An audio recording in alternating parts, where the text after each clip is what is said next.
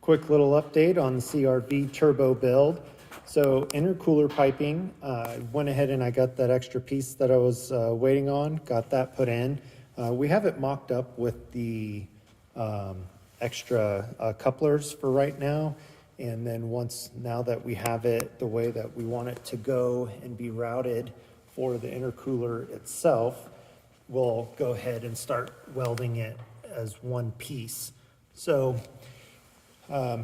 since we got that done, I went ahead and I got the wire made for the MSD cap and installed the blaster coil that is going to power the ignition system. Sorry, I got a text message there and got distracted.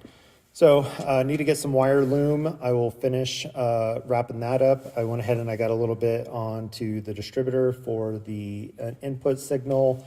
And next I will start running the wire, or not the wiring, but the vacuum tubing for the boost controller.